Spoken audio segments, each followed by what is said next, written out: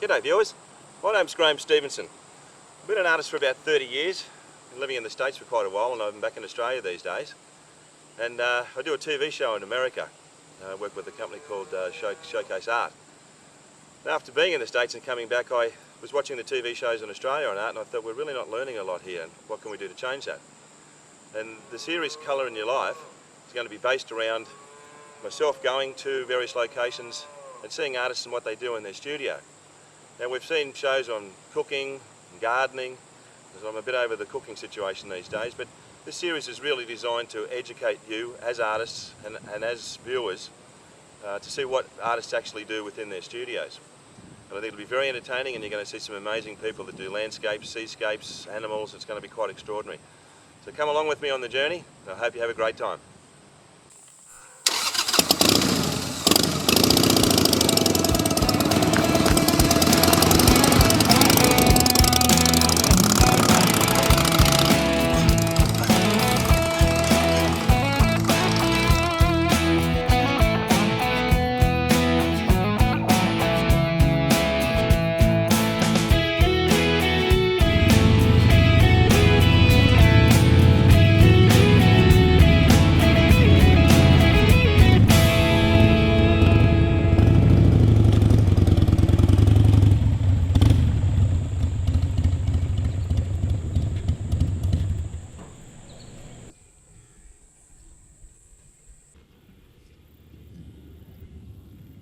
G'day Jan, how are you, darling? Hi Graeme, thought it was you, could hear you coming kilometres away. Can't miss the sound of that Harley Davidson, can you? Sure can't. Good to see you. Viewers, I'd like to introduce you to Jan Brooks. She's a very talented oil artist, and she's a great floral artist as well, and she's going to be painting a rose for us today, so let's head out to the studio. Come on in. That's great.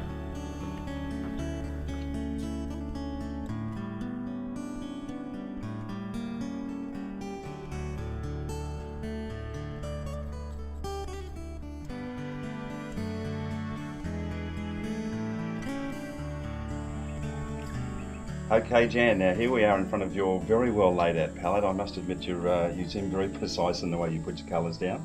So can you explain to us what you've used there? Yeah. Okay, for a start I use a big palette. Yeah. Small palettes are out. I look at my photo and I pick out the colours that I can see in my photograph. Sure. And then I do tonal runs coming down. I mix my original colours, for example, this is sap green and Prussian blue with a touch of alizarin crimson goes in to make a nice dark. Sure. Then I add small amounts of white coming down to get my tonal run. Sure, sure. With this one here, because the roses have a certain amount of very olive, Okay, so you were saying that's lime green there, is it? Yeah, lime green. Then of course, you never have enough pinks in Okay. your pink flowers. So do you use alizarin? I've used alizarin crimson, Okay. I've used a permanent rose, and I've used... Does rose matter? Probably, yes. Yeah. Yeah. Okay. All right, well... and then lemon yellow, Okay. and the blue I bring in for the background. Okay, so what your darkest dark, how would you actually put that together? That's it there? Yes, that's the olive green, the Prussian blue, a touch of alizarin crimson, and mix it in together to get the darkest darks. Excellent. Through to our lightest lights. Okay. And the reason I set out the palette like this is because I don't have to then worry as I'm painting what colours do I have to mix. Because They're there. They're there for you. Yeah. And you've actually, there's a methodology involved There's with a it as well. methodology. Which is where a lot of artists seem to get lost. Yep. It's like, well, what do I do when they squeeze all the tubes out? You'll just lay them out like that. That's very, right. very precise. And if I am not finished the painting within the day, the paint, being oil paint, will remain viable. If it doesn't, you wipe it off. You've got the stain still on your palette and you remix to the same colour. What about your brushes? Now the brushes are very important to this style of painting. Sure. They are soft watercolour brushes. Okay. That gives the luminousy, the softness to the canvas, the painting, in opposed to the hard bristle brushes that most people think you paint with oils. Sure. They look like they've got a pretty good point on them as well. Very important, yes. Yeah. They're my sculpting tool. Beautiful stuff. All right, well, we've discussed that. We know what our brushes are. How about we head towards that canvas and do something with it? Jan, what you've done right here, I mean, and you're using a little bit of technology in what you do these days as well, isn't it? That's correct. Yeah. Okay, what she's actually done in this is that she's actually taken some photos, is that correct? That's right, yes. And tell me actually, where did you get this picture from? This is from a garden where my aunt is. She's in a retirement village down in Camden and have the most beautiful rose gardens, and hence I Sure. took this one. And so what you've done is you've actually printed this out. Yes, I've enlarged it. Okay. And Printed then, in black and white to save colour. And then from there we've actually gone over it with Willow charcoal. And the reason why willow charcoal is the oil paint eats into the charcoal. Sure. And it disappears, where if it's lead, graphite, that shows through your paint. Okay, and not you a never problem. lose it. So how do we go about putting this onto our board? Okay, So, because my board is basically the same size as the painting, sure, that makes it the pretty easy, photo. doesn't it? Yeah. I just rub over the back of it with the willow charcoal. Okay. Just So I mean, how much roughly. how much of that have you have to put down? A reasonable coverage, Yeah. because once we then turn it over, Yeah. we lay it down onto the canvas, Okay. tape it into its spot so it doesn't move. Then you just take a pen or a pencil, no problems, and you just start tracing, Where we and go? you just follow Yeah. the outline of your leaf, your petals, etc. The aim is you've got to get it as realistic as you can. Okay. That's why I don't free. That looks great. But you don't spray this either. No, no. You don't. Okay. No. Can you tell me why Well, not? if it's sprayed, it sets, Okay. and the willow charcoal just doesn't disappear. Okay. I just brush it off with a paper towel, any loose bits, and you're still left with your outline to follow. Excellent. So we're going to we've obviously just mixed our palette, but we're going to sit down and put some paint on this now. That's right. Sounds great. And it's you're just really, I mean, you're generally using the same brush to put a lot of that colour down as well, aren't you? That's right, yeah. I just wipe it off between, Sure.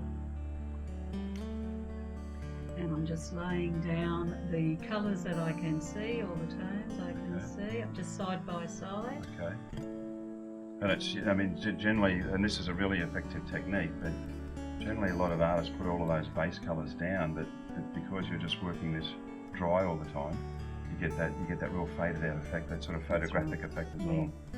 And I've got to work in a small area because I need to have wet paint so that I can feather it together. Sure, sure. And I do that by taking depending on the size, a dry brush. This brush doesn't go anywhere near your terps while you're doing this painting. Sure, sure. And extremely lightly, and wiping your brush as you go so you don't pick up any other colour. You're just blending it together. Yeah, just a little bit by little bit. It is time consuming, but the end result justifies the time you take. And that's that's a Cotman brush you've got there? That one's a Cotman, yep. It is. Yeah, it's a nice soft brush.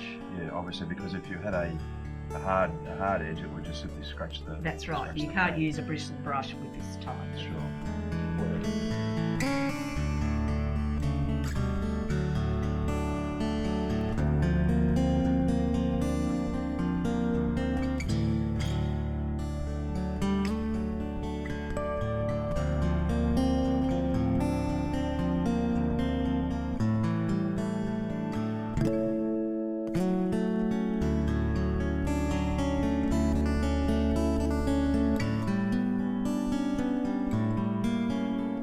You've started the block and the blue. It's really very much the similar technique. Obviously, you're sort of fading those edges out. Yeah, the important thing is now, again with your really, really soft dry brush, lightest touch now, just blending in your edges, rolling your edges so that it gives the impression that the leaf is rolling over. Sure, sure.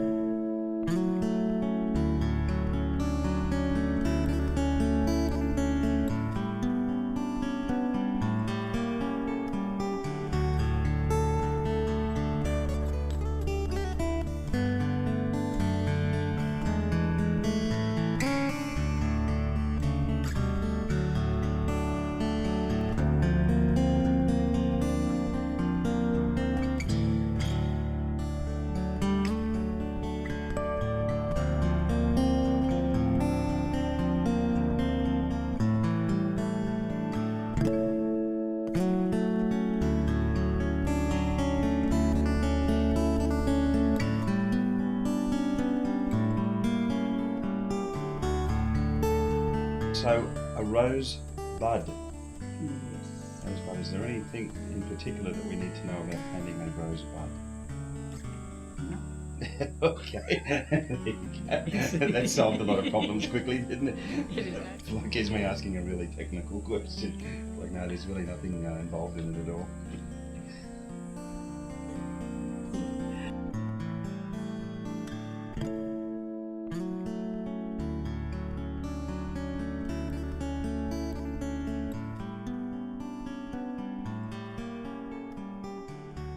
Okay guys, well Dan's going to take a 5-minute break and we're going to cut to a commercial, see when we get back.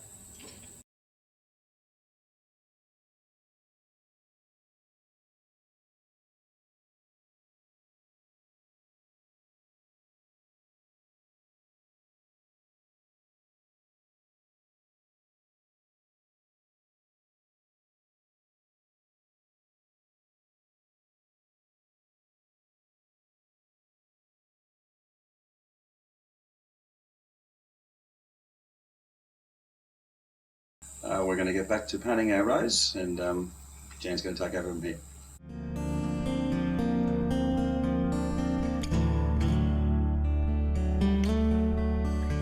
Again, still a soft brush because I can work quicker. Yeah. I can use a big brush.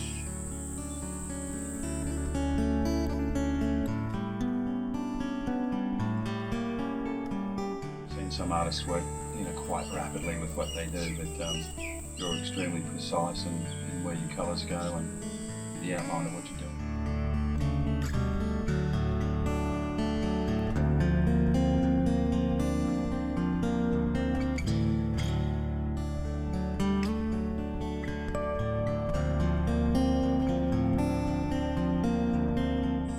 So what's your husband Axel think of all of this work that you've done?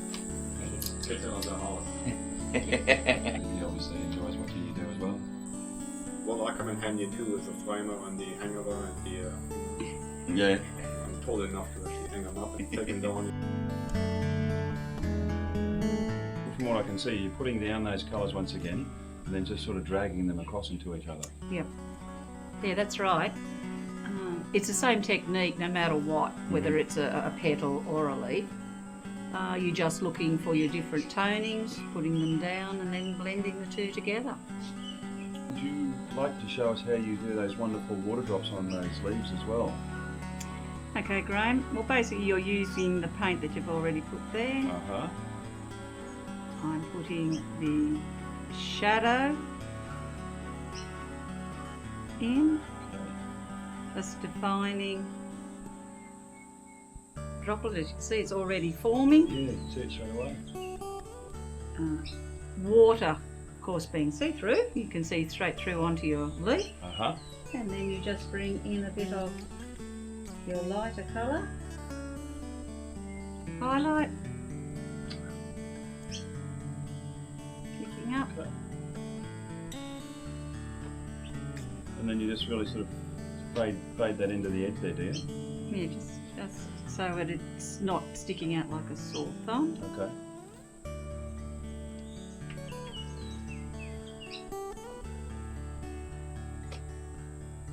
Water droplet. I'll just bring in a little bit more shadow around there. Uh-huh.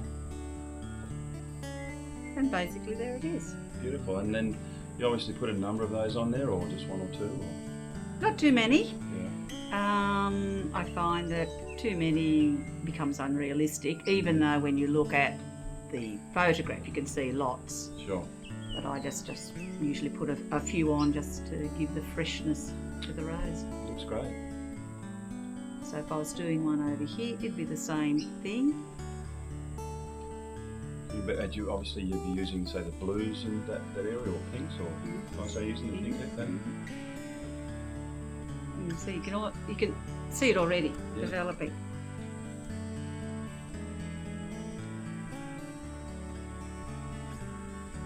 Okay. What often happens with this, because it's so light anyway, my highlights disappear. So when I'm finished the rows and I respray it, I come back and work on those highlights again. Sure. And I continuously notice you've got that little bit of cloth in your hand, and you're continuously drying that brush off as you go back. Well, because I'm not using any terps whatsoever, just except to clean my brush, I've got to have a dry brush all the time. Right. If terps gets onto the paint, it can end up shiny. Okay. And you don't want a shiny spot on your work. The same thing is if the paint is not dry and you try and work on top, you also get that shiny spot coming through. You try and avoid that. No problem. Okay guys, well we're going to duck away again for another commercial break, and we'll see you when we come back.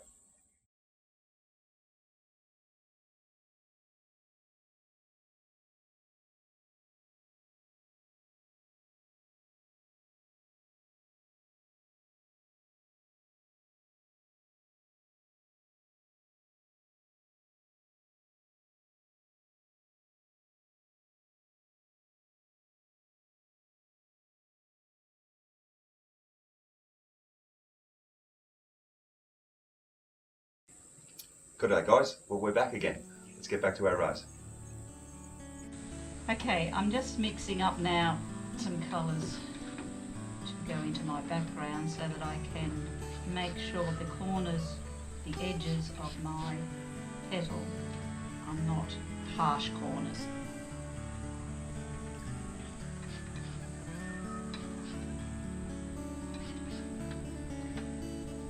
So it's just cobalt blue, a bit of the reds that I've got. I'm now mixing in a bit of white into another puddle. That's basically the palette knife that you mostly use? That's the palette knife I use. Okay. Each to their own. I always like the one with the drops down into the little triangle. Oh, yeah.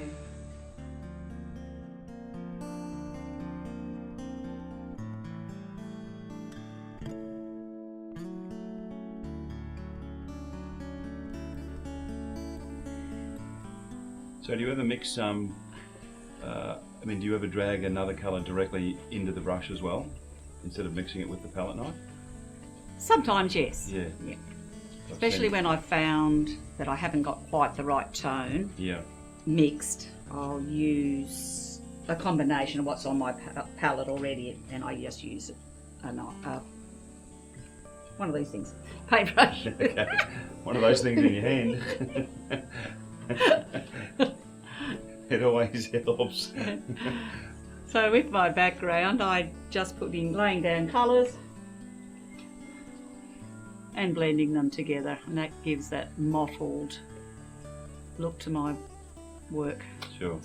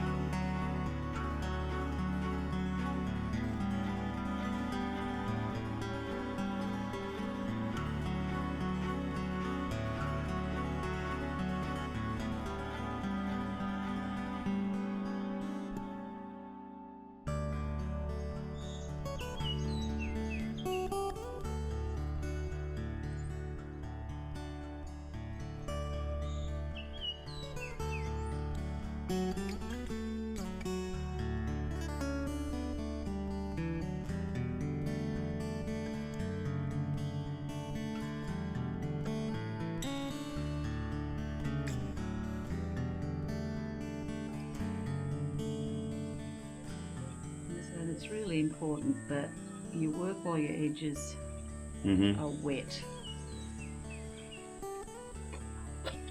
Yeah, it's sort of, you tend to get a very hard line. Yeah. If you don't you? And flowers are just so soft that you don't. Yeah. You can still see the lines of the charcoal coming through. Yeah. But when it's sprayed and I go back over and bring out the highlights, they'll go And you don't find that it picks up and greys any of that at all? No, not as long as I brush Okay. the excess off. Okay. No.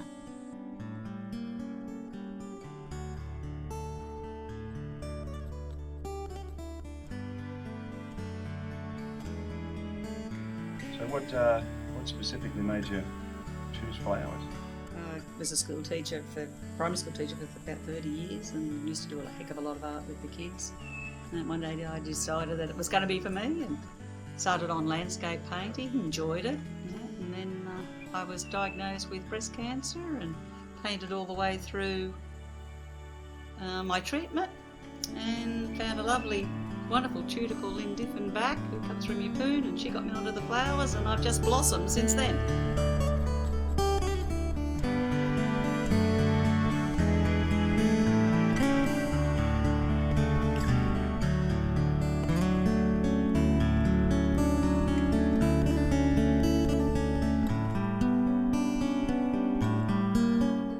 Well, Jan, we have moved on dramatically from where we were. You've really put this together quite extraordinarily.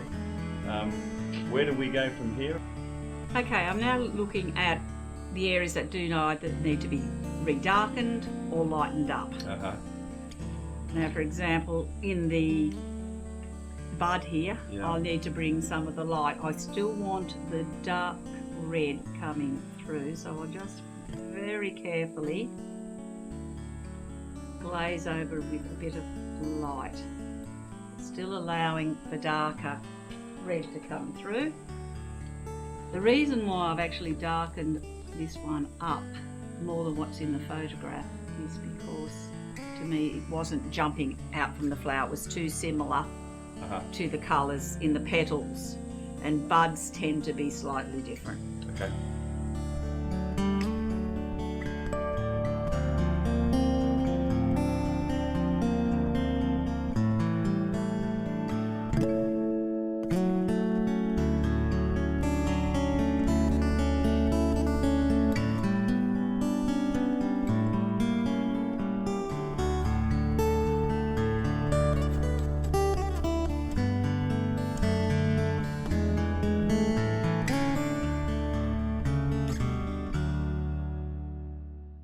Thank you so much for having us here today, Jan. As you can see, Jan has completed our picture of the rose, and it's amazing what she's done within the day that we've been with her.